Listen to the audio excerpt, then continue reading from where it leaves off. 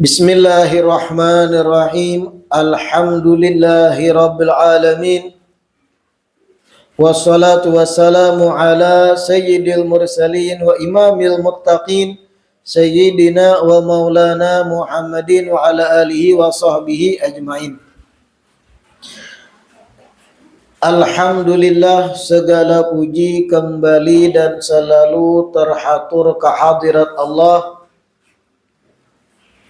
yang masih memanjangkan umur dan melimpahkan kesehatan, keafiatan kepada kita seberataan, sehingga diperjumpakan lagi di majelis ilmu yang kita nih selalu berharap mudah-mudahan kegiatan duduknya kita berzikir, belajaran di majelis ini bujur-bujur membawa kita pada keridhaan Allah Ta'ala, membawa kita kepada perbaikan hati, membawa kita kepada ampunan Allah Ta'ala, kebahagiaan di dunia, lebih-lebih di akhirat. Amin ya rabbal alamin.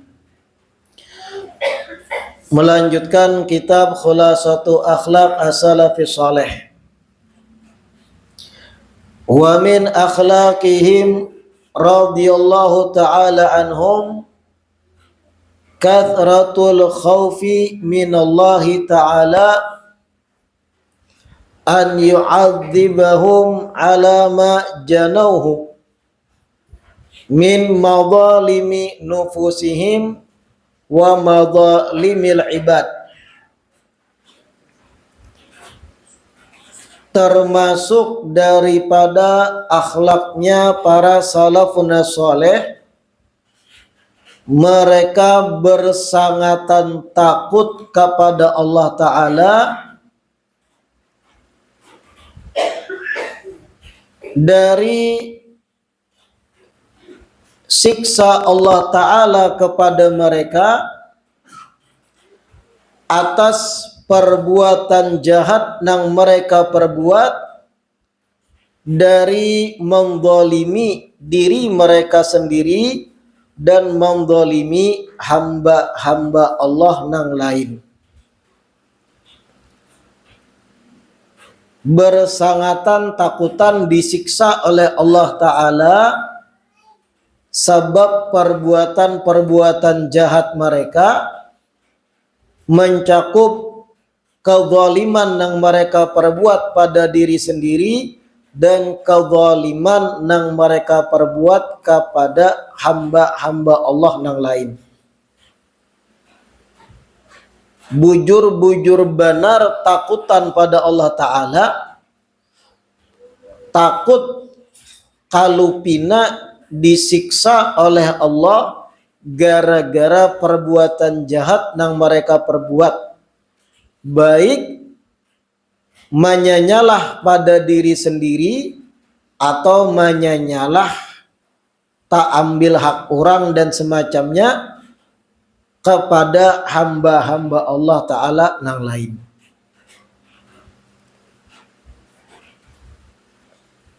Takutan mendolimi diri surang salafun saleh. Kayak apa mendolimi diri surang?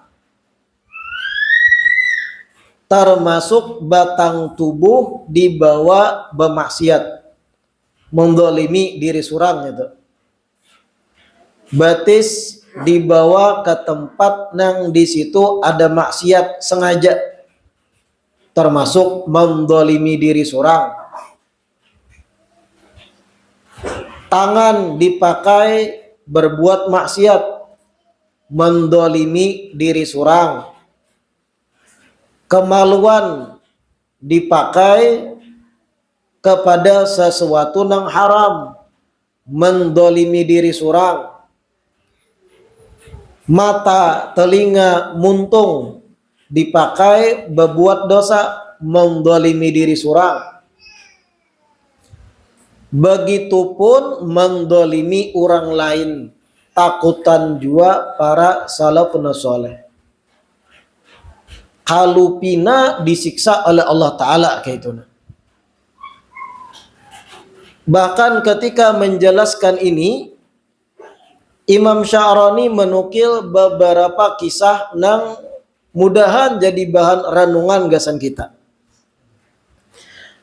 Imam Sya'rani di Tanbihul Muqtarin menyebutkan kisah waqad kana Wahab ibn Munabbih rahimahullah ta'ala yaqulu.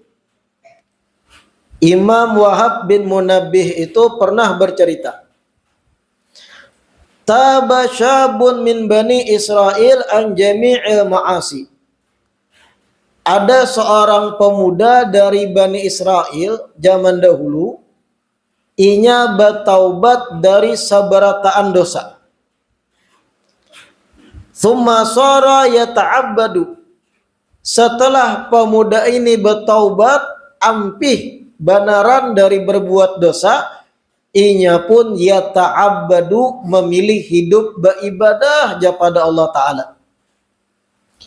Fa'abadallaha sab'ina sanatan la yuftiru wala yanamu wala yastadillu bidhillin wala yakulu saminan.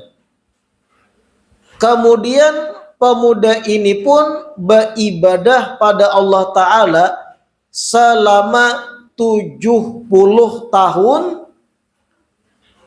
Inya puasa terus dan kada beguringan kebanyakan waktu, kada benaung di tempat naungan, artinya kada banyak beristirahat di tempat nyaman, dan inya kada makan sampai lamak, secukupnya gesan energinya aja. 70 tahun gak itu setelah taubat nih. Falamma mata, ketika meninggal dunia, ra'ahu ba'du ikhwanihi fil manam. Dangsanak-dangsanaknya bermimpi memimpiakan pemuda tadi setelah meninggal. Ampih pang pemuda 70 tahun beribadah. Meninggal, ading-adingnya memimpiakan, melihat di dalam mimpi. Faqala lahu. Lalu dangsanaknya nang memimpiakan ini betakun, mada fa'alallahu bik. Dangsanaku, apa nang Allah perbuat terhadap pian setelah meninggal? Artinya pian ini setahu ulun orang baik dah. Taubat ketika masih anum, taubat dah. Bujangan taubat dah. 70 tahun ibadah wara, zuhud, makan kada banyak, guring sedikit, puasa terus. Mada fa'alallahu bik, apa na Allah perbuat terhadap pian setelah meninggal dunia? Qala, dijawablah di mimpi tersebut, hasabani thumma ghafara li kulla dzambin. Allah Ta'ala mahisab aku. Allah Ta'ala setelah aku meninggal, sidin mahisab aku. Thumma ghafara li kulla dzambin, dan seberataan dosaku Allah Ta'ala ampuni. Illa, kecuali udan khallaltu bihi asnani bi ghairi idni sahibihi. Kecuali sebuting nang kada diampuni Allah Ta'ala. Apa itu? Setangkai kayu halus yang aku gunakan gesan mangwit gigi-gigiku. Yang mana kayu halus tadi ku ambil tanpa izin ampunnya. Fa'ana mahbusun anil jannati bisababihi ila waqti hada. Gara-gara setangkai pohon halus tadi, setangkai kayu halus nang gesan mangwit gigi tadi, aku pun mahbus, ditahan Allah Ta'ala, ditahani oleh Allah Ta'ala anil jannah, dari sorga. Bisa babihi, gara-gara setangkai kayu halus tadi. Ila waktu hada, sampai waktu ikam bermimpi ini. Illa udan khallaltu bihi asnani, kecuali setangkai kayu halus nang kupakai gesan mangwit gigi, jadi sidin. itu nang kada diampuni. Yang mana aku ambil setangkai itu tanpa izin ampunnya. Gara-gara setangkai itu aku ditahani, kada masuk surga sampai waktu pian bermimpi ini. 70 tahun beribadah bujur-bujur dah, bayangkan. Taubat lagi masih anum. Kan biasanya kalau kebanyakan orang taubat apabila Tuhan dah. Ampi bakal lakuan kalau sudah pinggang ringkot-ringkot, mata kaur-kaur, gigi paculan, talinga cungik, batis marinyut, hanyar ampi bakal lakuan. Bagus juanya taubat kan daripada bertambah.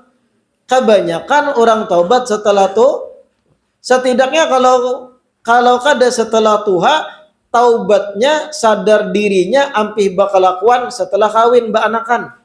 Setidaknya kayak itu. Ada ini istimewa, lagi anung bujangan taubat. 70 tahun setelahnya ibadah wara, zuhud, makan sedikit, guring jarang, puasa tarus, meninggal dimimpiakan kayak apa keadaan pian setelah meninggal. Seberataan dosa Allah Ta'ala ampuni jernya. Kecuali sebuting setangkai kayu yang pernah aku pakai membuangi tahi-tahi di gigi. Nang mana ku ambil setangkai itu kada berizinan dari ampunnya. Gara-gara setangkai itu Allah Ta'ala tahani aku kada masuk surga. Nah ini nang ditakut-takan oleh para salaf. Dihindari bujur, tak ambil hak orang lain tuh dihindari. Kita bang kayak apa nih? 70 tahun beribadah kada, taubat ketika umur 40-an, 35-an, kada lagi pas bujang. Itu pun setelah taubat kada sampai 70 tahun umur imbahnya. Ma ambil hak orang pulang. Tak kukut hak orang. Bukan cuma setangkai kayu nih. Duit orang enggak, hak orang enggak, tanah orang enggak, batas tanah orang dikukut dan semacamnya. Kayak apa nasib kita? Nah, salafun saleh itu bujur-bujur beneran takutan dari hal-hal semacam ini. Nang sepele-sepele pun takutan bebuhannya. Kisah dari Wahab bin Munabbih ini pelajaran dari kita. Jangan meremehkan hak orang lain walau itu secuil. Walau salitar bensin bahasa kasarnya. Walau sebiji batu kerikil ampun orang. Apalagi sepasang sandal orang, maginya jangan dijumput. Nang kayu sebuting warane kada beizinan, nang kalau ditakuni pada ampunnya diizinakan kira-kira dibariakan. Ditahan dari sorga gara-gara itu. La ilaha illallah. Memberi takutan majelis Habib ya. Mendengar ini kedosa lagi hadir. Wara takutan wara bulik ya. Justru nang kaya ini malah jari kita nang baik. Maulah bermajelis itu kisah-kisah gembira terus sorga, bidadari, nikmat sorga, nyaman, ini itu. Kita harus tahu bayangan kayak apa mereka orang-orang terdahulu dari kalangan solihin. Agar kita ini sadar diri. Supaya muncul kesadaran dalam hati. Berarti selama ini nang kau perbuat itu bahaya benar. Misal tak ambil hak orang dan semacamnya. La ilaha illallah. Wa yu'ayyidu dzalik. Hal ini ujar Imam Sya'rani dikuatkan oleh sebuah riwayat hadis. Rasulullah pernah bersabda, Innallaha ta'ala akhfa thalathan fi thalath. Sesungguhnya Allah Ta'ala menyembunyikan 3 hal dalam 3 hal. Akhfa ridahu fi ta'atihi. Yang pertama Allah Ta'ala ujar Rasulullah menyembunyikan ridhonya di dalam perbuatan taat kepadanya. Wa akhfa sakhatahu fi maksiyatih. dan Allah Ta'ala menyembunyikan murkanya di dalam kemaksiatan kepadanya. Wa akhfa awliya'ahu fi ibadih, dan Allah Ta'ala menyembunyikan juga wali-walinya di kalangan hamba-hambanya. Kayak apa penjelasan hadits ini? Ada 3 ujar Rasul Sallallahu Alaihi Wasallam yang Allah sembunyikan di dalam 3. Terkadang Allah menyembunyikan ridhonya di dalam satu ketaatan nang digawi hambanya. Walau ketaatan tuh halus di mata kita. Misal pian mengitar batu di jalan umum. Karena pian khawatir kalau kendaraan lalu karena ban muka salib orang rabah. Pian kitar beristilah nih. Tak ke pinggir batu tadi. Sepele aja kan tuh. Kada membutuhkan duit, kada membutuhkan energi, kada perlu biaya, sepele. Sekalinya hari kiamat itu sebab inya masuk surga. Bisa jadi. Akhfa ridahu fi ta'atih. Allah sembunyikan ridhonya di dalam ketaatan kepadanya. Perbuatan sepele sekalinya di situ letak keselamatannya di akhirat. Bisa jadi. Makanya jangan meremehkan kebaikan. Pian menyucukakan aqua kawan, cucukakan pian pakai isapan, pian unjuk kawan, sepele tuh. Karena kawan kadang kawan mencucuk seorang, matanya kawur-kawur misal. Lalu pian cucukakan, sekalinya itu nang menyelamatkan pian di akhirat, mana tahu. Pian menyusuni sanda jamaah nang tahambur, takasana kemari, pian rapiakan sehingga mempermudah jamaah mengambil sandal dan bulik. Sekalinya hari kiamat itu nang menjadi sebab yang ditimbai dalam surga. Mana tahu. Akhfa ridahu fi ta'atih. Allah Ta'ala menyembunyikan ridhonya dalam ketaatannya. Namun nang mengerikan, akhfa sakhatahu fi maksiyatih. Allah pun menyembunyikan murkanya di dalam perbuatan maksiat kepadanya. Mana tahu hamba nang tadi memakai kayu halus gesan manguit gigi, ketika inya memakai kayu halus tadi, hatinya ketika memakai itu kada berizinan, kada apa-apa.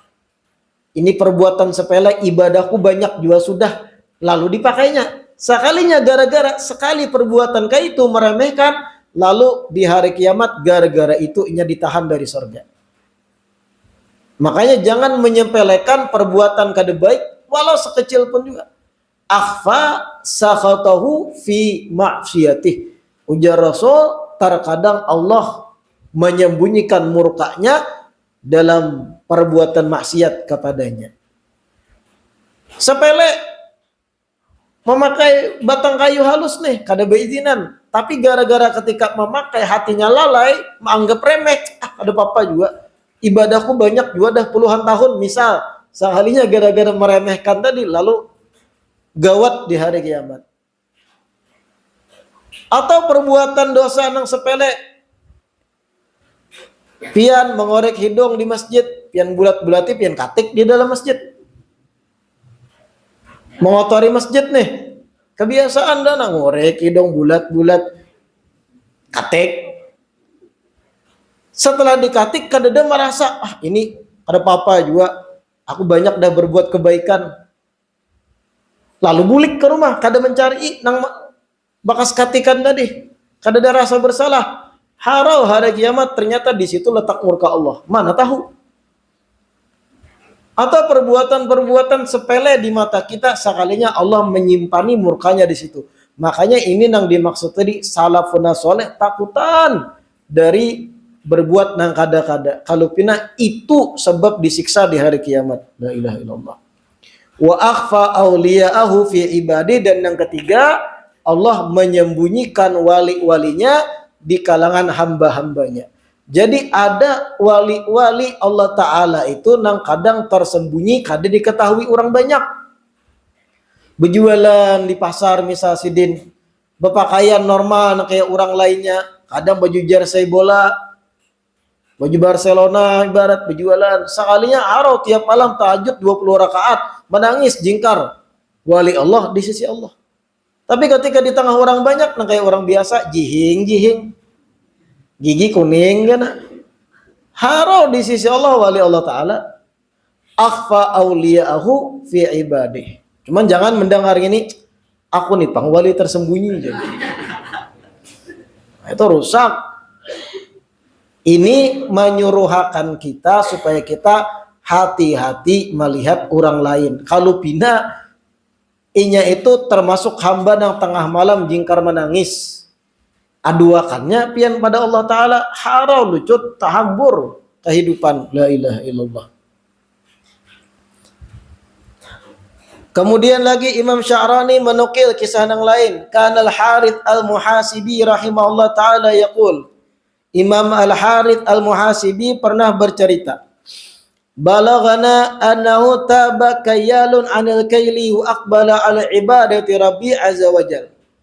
Telah sampai satu cerita kepada kami, seorang yang profesinya berniaga, yang mana perniagaannya itu tugasnya menakar barang jualan. Seseorang yang biasa menakar barang jualan ini taubat, ujar Imam Harith Al-Muhasibi. Setelah taubat, inya pun aqbala ala ibadati Rabbi azza wajal. Sungguh-sungguh inya itu beribadah pada Allah Ta'ala.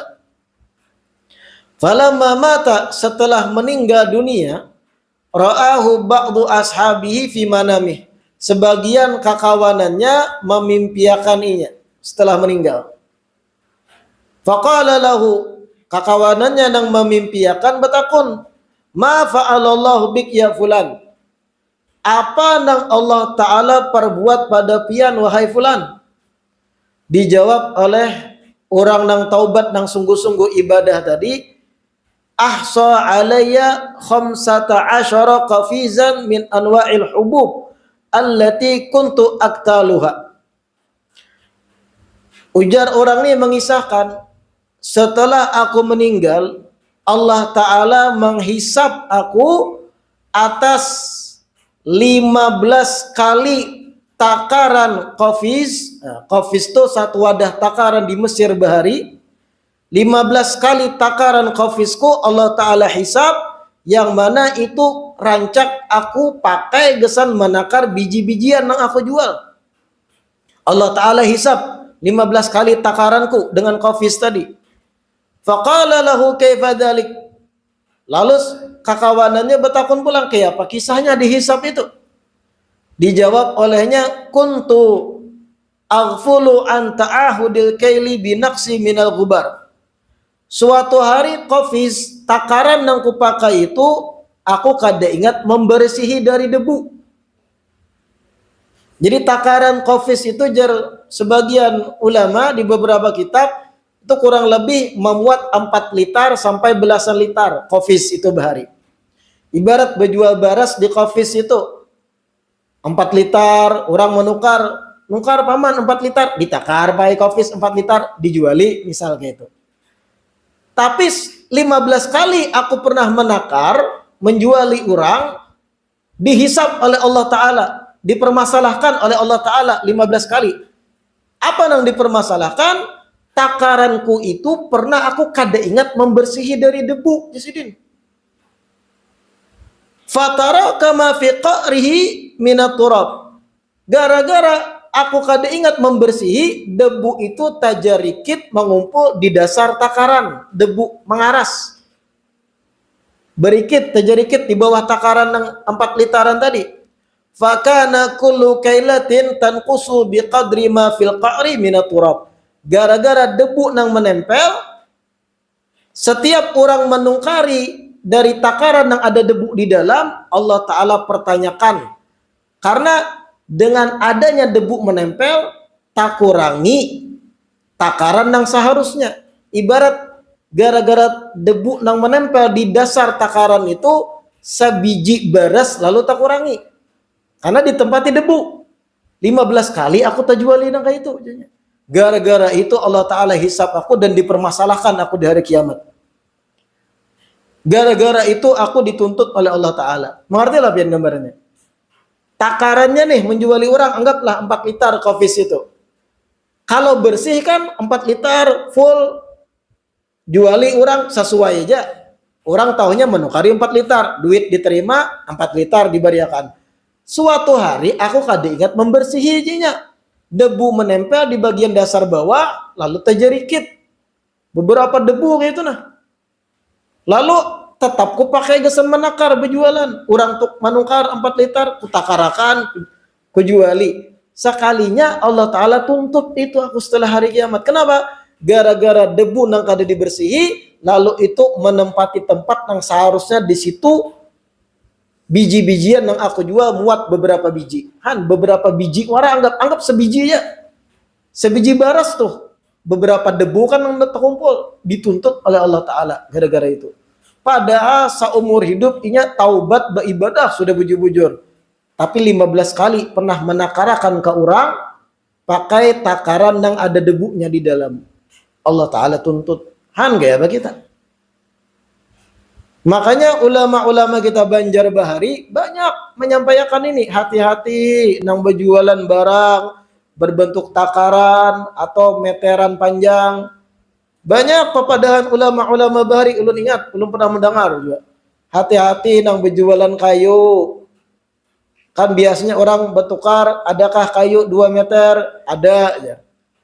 Hati-hati, bujurkah sudah 2 meter? Paling kada ketika akad bepandir lawan pembeli, berelaanlah kurang lebihnya inggih je pembeli, nyaman bebas hari kiamat. Kadang ukurannya 3 kali 3 cm. Orang kada mengerti bang, pengayuan pian yang mengerti lah. Ukuran bukan panjangnya nih, bujur kayak ini, sekalinya kada sesuai, kurang 2 mili atau kurang beberapa mili. Kita menjuali memadakannya 3 kali 3 kayunya, baloknya misal. Atau baloknya nah ukuran berapa, sekalinya kurang pada yang kita pandir. Makanya ketika akad berelaanlah kurang lebihnya. Supaya apa kayak itu? Supaya kita terlepas dari tanggung jawab. Ulama Bahari hati-hatinya memadahi supaya para manusia yang terjun di bidang-bidang perniagaan, berjualan dan yang lainnya kada tajuali orang nang kada sesuai dengan yang dipandirakan. Berelaan lah. Tapi jangan dua, sudah tahu kurang, banyak hak kurangnya. Tetap dipaksa berelaan lah. Iya, jatuh beli. 2 kali berelaan lah aja. Inggih aja orangnya. Bujur nah berelaan lah aja. Lalu orang curiga. Nah, jangan dua, kayak itu yang sudah nyata jauh kurangnya berelaan memaksa orang. Ini bayangkan gara-gara debu menempel di takaran aja 15 kali terjuali pakai takaran yang menempel debu kada dibersihi, paling berapa butir beras bahasanya. Dituntut hari kiamat, padahal seumur hidupnya setelah taubat beribadah warak sampai meninggal. Innallaha akhfa sakhatahu fi maksiyatih. Bisa jadi gara-gara inya lalai menganggap remeh akan hal tadi. Gara-gara menganggap remehnya itu Allah Ta'ala tuntut hari kiamat. Kada kegampangan hal yang kayak ini. Kita nang berdagang buah misal. Berjual durian. Nah ini musim kan nih. Takutnya orang durian mana? Kita tahu durian yang paling nyaman, paling payu, durian ampah misal. Padahal kita nungkar di Bangkileng keluar. Kita mengambil barangnya, duriannya. Orang bertakun durian mana? Durian ampah di kita. Sekira orang tertarik menungkari. Karena nangka itu. Karena. Tapi itu nyata badang rambutnya. Atau bentuk-bentuk lainnya. Berdagang buah selain durian dan yang lain. Minimal ketika kita sudah berakad lawan pembeli. Berelaanlah kurang lebihnya. Minta halal, minta ridha kurang lebihnya. Inggih ji'inya. Jualah, tukar. Mudahan gara-gara itu kita selamat gitu. Jangan menyepelekan hal-hal yang sepele. Barang-barang yang kita jual. Kalau kita berada di posisi pembeli, jangan banyak menuntut juga, banyak-banyak tasamuh, banyak-banyak toleransi, banyak-banyak memaafkan. Kalau kita di posisi pembeli pulang. Kenapa? Karena kita tahu dalam perniagaan itu ada kurang lebihnya. Kita sebagai pembeli banyak-banyak memaafkan, meridhokan juga. Jangan banyak menuntut juga ketika sudah tahu ada kurangnya. Orang yang biasa memaafkan kayak ini, Allah akan memaafkan ini hari kiamat. Jangan nitil benar jadi pembeli juga. Ya ada juga pembeli sedikit ya nih, tak salah rasa misal makanan ini nukar sedikit ya kada sesuai seleranya, protes ya lalu bahasa Grab ini bintang 1 dipiciknya. Nah, mengerti lah pian bintang 1 Grab, kasihan buan ojol. Jangan nitil juga, banyak-banyak tasamuh dalam bahasa Arabnya, memaklumi. Karena kita pun berharap ketika kita yang berbuat salah, kita mengharap orang memaklumi kita. Supaya kita selamat dari hisab dan tuntutan hari kiamat. La ilaha illallah.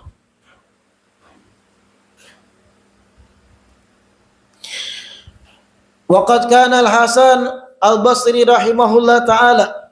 Nah, diceritakan juga oleh Imam Sya'rani, Imam Hasan Al-Basri, idza ra'a ahadan minal wulati aw a'wanihim yatasaddaqu ala ahadin minal fuqara, apabila Imam Hasan Al-Basri melihat ada seseorang dari para pejabat, dari para pemimpin, para penguasa atau para pembantu penguasa, yatasaddaqu ala ahadin minal fuqara, bersedekah kepada orang-orang fakir kada berduit. Jadi pejabat penguasa bersedekah pada orang fakir, dilihat oleh Imam Hasan Al-Basri. Yaqulu lahu, Imam Hasan Al-Basri akan memandiri penguasa tadi atau pembantunya. Ayyuhal mutasaddiq alal masakin litarhamahum. Duhai orang yang bersedekah pada orang-orang miskin dengan tujuan menyayangi mereka. Irham antal ladzi dhalamtah, sayangilah orang nang piang dolimi. Warudda ilaihi dulamatah, bulikakan kerugian orang nang piang dolimi. Fa innahu akhlasu li dhimmatika, karena dengan ikam membulikakan kerugian nang pian orang dolim, nang pian dolimi, dengan pian membulikakan kerugian orang nang pian dolimi, wahai para penguasa, itu lebih menyelamatkan bagi pian dari tanggung jawab pian di akhirat. Nah, ini pelajaran juga. Imam Hasan Al-Basri itu melihat apabila ada penguasa bersedekah, berbagi duit nih, lawan orang-orang kada berduit, memberi bantuan, memberi duit, atau pejabat-pejabat penguasa berbagi duit, dilihat oleh Imam Hasan Al-Basri, tertawa sih din. Lalu jadi Imam Hasan Al-Basri, wahai orang yang bersedekah, lebih baik pian itu daripada bersedekah pada orang fakir, pian lebih baik membulikakan kerugian orang yang pian dolimi dengan kekuasaan pian. Itu lebih menyelamatkan pian. Daripada pian fokus bersedekah pada orang fakir, lebih baik bulikakan kerugian yang pian-pian perbuat sebagai penguasa atau pejabat. Kayak apa gambarannya nih maksudnya? Terkadang ada penguasa, bahari inilah. Penguasa itu ibarat melakukan satu kegiatan besar yang merugikan orang banyak. Lalu orang banyak ini pun terzalimi dengan perbuatan penguasa tadi. Banyak orang sakit hati dengan kezaliman si penguasa. Barang-barang rusak, apun rakyat misal. Lalu setelah mendolimi orang banyak, penguasa ini terjun ke lapangan berbagi-bagi duit. Dan itu kada seberapa dari keuntungan yang ia ambil dari merusak aman orang, berbagi duit. Dilihat oleh Imam Hasan Al-Basri. Jika pian membulikakan kerugian orang yang pian dolimi daripada bersedekah ini, itu lebih menyelamatkan pian di akhirat. Han ulama bahari. Ada takutan bepandir kayak itu. Demi keselamatan penguasa juga. Ya bahasa wahini kayak inilah. Ada penguasa semena-mena terhadap lingkungan. kada berpikir panjang, kada berpikir puluhan tahun ke depan kayak apa dampak lingkungan. Misal menambang di satu lokasi parak lawan kampung. Jarak 50 meter pada kampung ditambangnya. Situ ada desa padat misal. Banyak dapat keuntungan dari tambang tadi. Wah, duit masuk triliunan, miliaran ibaratnya. Jalan 5 tahun efek dari tanah gondo tadi kebanjiran kampung nang parak. Ketika banjir, datang pulang para penguasa tadi, berbagi Indomie misal. Berbagi aqua bedus-dus, mana di video pulang. Maka pakai musik-musik nang sedih nang ketika membaginya nih. 5 tahun nang lewat, sebab utama kampung di banjir inya juga padahal. Nang inya mengambil keuntungan sing banyak kan. Lalu setelah banjir kampung ini datang pulang kayak pahlawan membagi wah macam-macam bantu. Disorot pulang oleh media. Berapa dus misakura misal. Misakura pulang. Ya kayak Indomie kan terlarang sedikit nyaman tuh. Ini misakura bumbunya sebuting isinya. Kalau Indomie kan ada minyaknya, kicapnya kan. Nah ini gambarannya ujar Imam Hasan Basri, daripada ikam bersedekah itu baik bulikakan kerugian orang banyak. Itu lebih menyelamatkan ikam di akhirat. Nah, mengerti lah ya.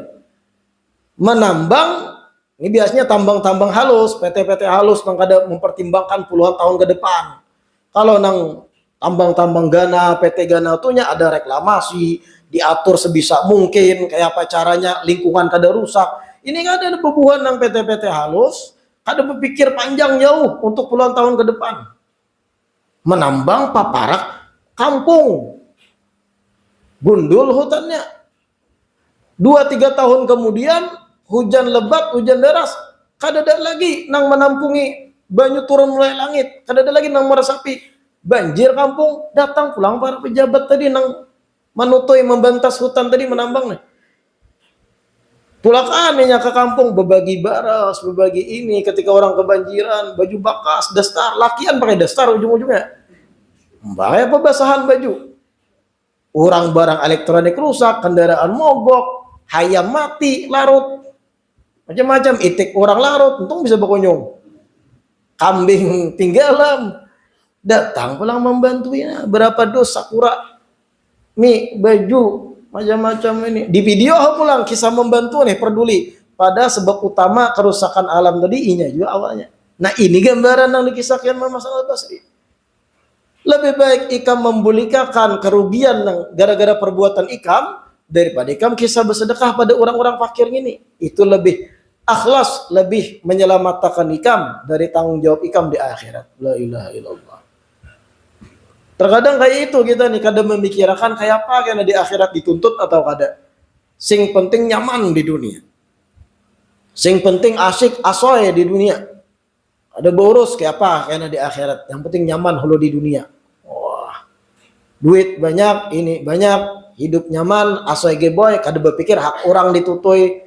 Berapa banyak nguntung orang mendoakan kada baik. Nang karena korban-korbannya nang lamas-lamas, nang banjir-banjir, nang kehilangan hayam dan yang lain. Itu doa-doa orang terzalim itu bahaya loh. Kada heran kita nang mereka-mereka nang pengusaha-pengusaha gana-gana nang kayak itu nang merusak alam. Timbul karena penyakitan, stroke lagi anom. Doa orang terzalim itu bahaya. Sumpah serapan nini itu jadi nini kan bepandir bebarang kadang. Tapi saking bebarangnya ada juga mudahan dalam lagi banyu aja. Nah itu salah doanya timbul dalam bujuran. Menyumpah nang kadang-kadang mudahan stroke ya haram stroke. Nah ampun no, doa orang terzalim itu kada berhijab. La ilaha illallah. Berbalik kepada kitab kita tadi, termasuk akhlaknya salafun saleh, kathratul khauf, bersangatan takutnya mereka dari siksa Allah Ta'ala atas perbuatan jahat mereka, mendolimi diri sendiri atau mendolimi orang lain. Pelajaran penting kita malam hari ini, jangan remehkan, tak ambil hak orang, barang itu walau sekedar sebiji kayu atau sebilah kayu halus. Kalau ternyata di situ Allah meletakkan murkanya, gawat kita hari kiamat. Begitu pula jangan meremehkan kebaikan sekecil apapun, meski jar ulun mencucukakan isapan di aqua kawan. Tapi jangan bani cucuk berait. Aku sudah minumnya kawan, ada apa-apanya. Atau berbuang aqua majelis. Jangan remehkan kebaikan sekecil apapun, bisa jadi di situ letak ridhonya Allah Subhanahu wa taala. Mudah-mudahan yang kita baca malam hari ini bermanfaat. Mudah-mudahan istiqamah akan duduk di majelis ilmu.